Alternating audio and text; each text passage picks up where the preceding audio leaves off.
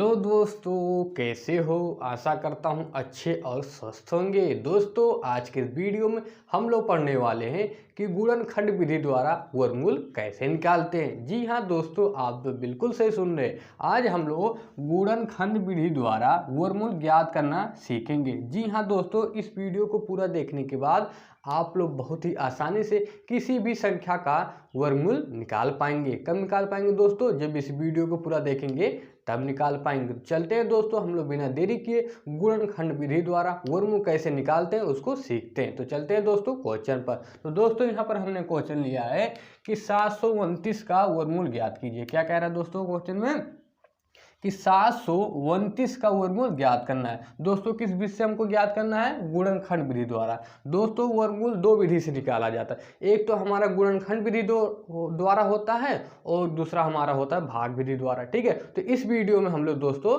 गुणनखंड विधि द्वारा वर्गमूल निकालना सीखेंगे। इसके अगली वीडियो में हम लोग भाग विधि द्वारा वर्गमूल निकालना सीखेंगे। तो चलते हैं दोस्तों, गुणनखंड विधि द्वारा वर्गमूल कैसे निकालते हैं उसको देख लेते हैं। ठीक है, सबसे पहले दोस्तों यहाँ लिख लेंगे हम हल। क्या लिख लेंगे दोस्तों? हल। दोस्तों जब भी हम मैथ का कोई भी क्वेश्चन लगाने जाएंगे तो सबसे पहले हम हल ही लिखेंगे। और हल में लिखेंगे दोस्तों दिया है। क्या लिखेंगे? दिया है। ठीक है, तो दोस्तों हमारा संख्या है क्या दिया गया? 729। तो इसको लिख लेंगे यहाँ पर 729। ठीक है, इतना होने के बाद दोस्तों भी ये 729 जो दिया गया इसको हम अंडर रूट के रूप में लिखेंगे। किसके लिखेंगे? अंडर रूट के। तो इसको लिख लेंगे दोस्तों हम अंडर रूट में। कितना लेंगे? 729।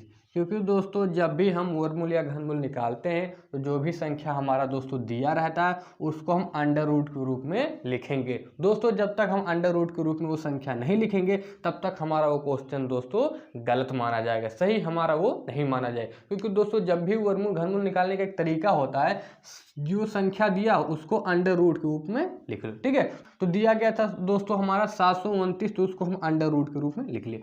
इतना होने के बाद दोस्तों अब इस 729 का हम करेंगे अभाज्य गुणनखंड करेंगे। ठीक है, क्या करेंगे दोस्तों? अभाज्य गुणनखंड करेंगे। क्योंकि दोस्तों जब तक अभाज्य गुणनखंड होगा नहीं तब तक हम वर्गमूल नहीं निकाल पाएंगे। तो चलते हैं 729 का बगल में हम अभाज्य गुणनखंड निकाल लेते हैं। ठीक है, तो बगल में हम यहाँ पर 729 का निकाल लेते हैं। जल्दी लिख देंगे यहाँ दोस्तों 729। ठीक है, तो दोस्तों जब भी अभाज्य गुणनखंड करने जाते हैं तो सबसे पहले किससे काटते हैं? 2 से काटते हैं। अगर 2 से कट रहा है तो 2 से काटते हैं, अगर 2 से नहीं कट रहा है तो 3 से चेक करते हैं, 4 से चेक करते हैं। ठीक है, लेकिन सबसे पहले दोस्तों किससे चेक करते हैं? 2। तो यहाँ पर देखो ये हमारा 729 2 से कटेगा? बिल्कुल भी नहीं कटेगा। क्योंकि दोस्तों हमारा जो संख्या दिया गया उसके इकाई के स्थान पर मतलब लास्ट वाली संख्या हमारा क्या है? 9 है। और दोस्तों 9 क्या होता है? विषम संख्या होता है। और विषम संख्या दोस्तों 2 से नहीं कटता है। अब ये 2 से नहीं कटेगा तो 3 से चेक करो, तो 3 से 729 कटेगा? हाँ बिल्कुल कट जाएगा। क्योंकि दोस्तों 3 के टेबल में हमारा 9 आता है, इसका मतलब 729 3 से हमारा कटेगा। तो इसको हम सबसे पहले 3 से काटते हैं। ठीक, यहाँ लिख देंगे दोस्तों 3। ठीक है, तो सबसे पहले दोस्तों हम 3 का भाग 7 में देंगे। ठीक है, तो दोस्तों 3 का भाग 7 में देंगे तो हमारे कितनी बार जाएगा? 2 बार जाएगा। 3 दूनी 6। ठीक है, अब यहाँ 7 था, 6 निकल गया तो बगल में जानो 1 बच गया। तो कितना बन गया दोस्तों? 12 बन गया। अब 3 का भाग दोस्तों 12 में देंगे कितनी बार जाएगा? 4 बार। 3 चौक 12। ठीक है, इसी प्रकार दोस्तों 3 का भाग हम 9 में देंगे कितनी बार जाएगा? 3 बार। 3 त्रिका 9। एक बार दोस्तों देख लो 243 हमारा कैसे आएगा। तो सबसे पहले दोस्तों हम 3 का भाग 7 में दिए तो हमारा 2 बार गया। 3 दूनी 6। अब यहाँ दोस्तों 7 था, 6 निकल गया तो समझ लो बगल में 1 बचा है। ठीक है, अब ये बन गया हमारा 12। 3 का भाग दोस्तों 12 में दिए तो 3 चौक 12 हमारा 4 बार गया। ठीक है, इसी प्रकार दोस्तों 3 का भाग 9 में दिए तो 3 त्रिका हमारा 9। ठीक है, इतना होने के बाद दोस्तों ये फिर 3 से हमारा कटेगा, क्योंकि लास्ट में दोस्तों क्या है? 3 है, इसका मतलब 3 से कटेगा। तो इसको चलते फिर 3 से काटते हैं। ठीक है, अब दोस्तों 3 का भाग 24 में देंगे कितनी बार जाएगा? 8 बार जाएगा। 3 8 24। ठीक है, 8 बार हो गया। ठीक है, इसी प्रकार 3 का भाग दोस्तों 3 में देंगे कितनी बार जाएगा? 1 बार जाएगा। 3 एकान्ने 3। ठीक है, 1 होगा। फिर ये दोस्तों हमारा 3 से कटेगा। ठीक है, फिर इसको हम 3 से काटेंगे। यहाँ लिख देंगे दोस्तों 3। अब की बात 3 का भाग दोस्तों 8 में देंगे तो कितनी बार जाएगा? 2 ही बार जाएगा। 3 दूनी 6। ठीक है, अब 8 था, 6 निकल गया तो बगल में जानो कितना बचा? 2 बचा। तो कितना हो जाएगा हमारा? 21।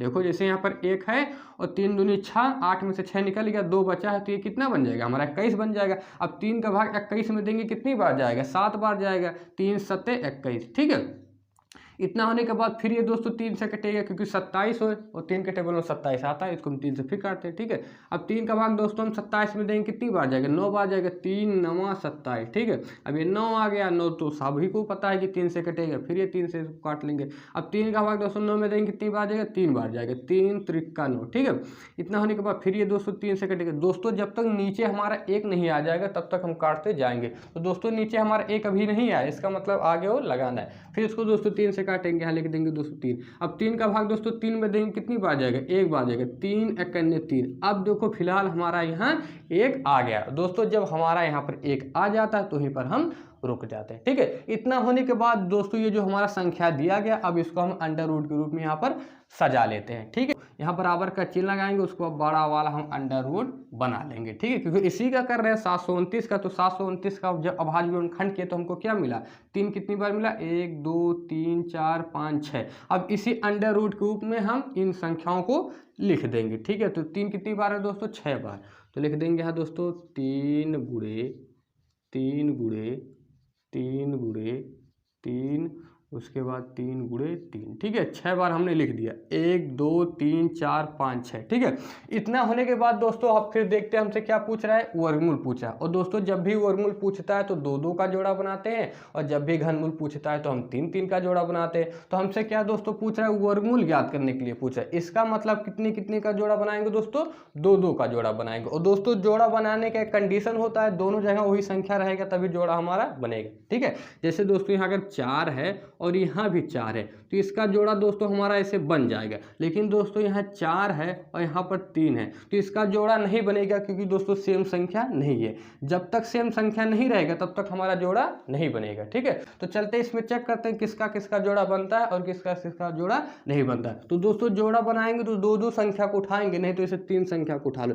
3 संख्या दोस्तों हमारा घनमूल में उठाया जाता है, लेकिन वर्गमूल में हमारा कितना उठाया जाता है, 2 2 संख्या। तो चलते हैं चेक करते हैं किसका बन रहा है। तो यहाँ भी 3 है, यहाँ भी 3 है ना, तो इसका दोस्तों हमारा देखो जोड़ा बन रहा है, तो हम यहाँ पर इसका जोड़ा बना लिए। और देखो कहीं बन रहा है, यहाँ भी देखो बन रहा है, यहाँ भी 3 है और यहाँ भी 3 है, इसका भी हमारा जोड़ा बन जाएगा, तो इसका भी हमने जोड़ा बना लिया। ठीक है, अब देखो यहाँ भी 3 है, यहाँ भी 3 है, इसका भी हमारा जोड़ा बन जाएगा। ठीक है, कितनी कितनी का जोड़ा बनाएंगे दोस्तों, 2 2 का। तो यहाँ भी देखो 3 था, यहाँ भी 3 था, इसका जोड़ा हम बना लिए। अब यहाँ भी 3 था, यहाँ भी 3 था, इसका भी जोड़ा बना लिए। अब यहाँ भी 3 था, यहाँ भी इसका भी जोड़ा बना लिए। ठीक है, इतना होने के बाद दोस्तों फिर हम बराबर का चिन्ह लगाएंगे और जो जोड़ा बना है उनमें से हम एक लोग को बाहर निकालेंगे। तो 2 लोग हैं तो एक लोग बाहर आ जाएगा, 3। ठीक है, गुणा का सिंबल है, फिर गुणा का हम सिंबल लगा देंगे। इसी प्रकार इन दोनों में से फिर एक लोग को हम बाहर निकालेंगे तो हमारा कितना आएगा, 3 ही आएगा। ठीक है, फिर गुणा का सिंबल है तो गुणा का सिंबल लगा देंगे। फिर 2 लोग हैं, 2 में से एक लोग को बाहर निकालेंगे तो हमारा दोस्तों कितना आएगा, 3। ठीक है, इसके बाद दोस्तों यहाँ पर हम अंडर रूट अब नहीं लगाएंगे। क्यों नहीं लगाएंगे दोस्तों, जब हमारा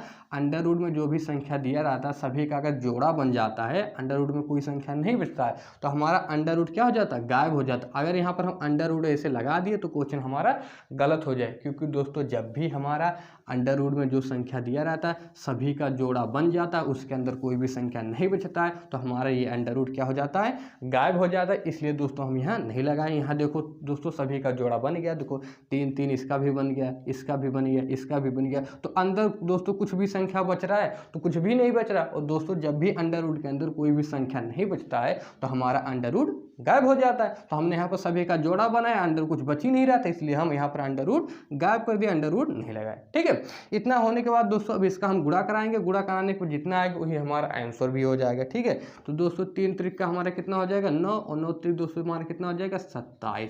तो यही दोस्तों हमारा क्या है, आंसर।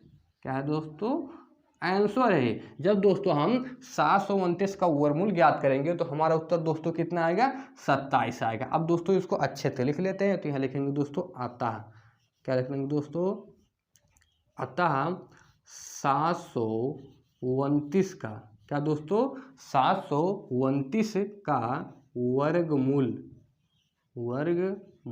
कितना आया दोस्तों, 27। तो यहाँ लिख देंगे दोस्तों 27 होगा। आई होप आप लोग को दोस्तों शायद ये गुणनखंड विधि द्वारा 729 का वर्गमूल निकालना अच्छे से समझ में आ गया हो दोस्तों। आप लोग 729 का ही नहीं, इस विधि द्वारा किसी भी संख्या का आप लोग बहुत ही आसानी से वर्गमूल ज्ञात कर पाएंगे। तो दोस्तों अगर ये वीडियो आप लोग को अच्छी लगी हो तो इस वीडियो को एक बार लाइक कर दीजिए, और अगर चैनल पर नए हो तो चैनल को एक बार सब्सक्राइब भी कर दीजिए। अब मिलते हैं दोस्तों नई वीडियो के साथ अगली वीडियो में, तब तक के लिए दोस्तों जय हिंद, वंदे मातरम।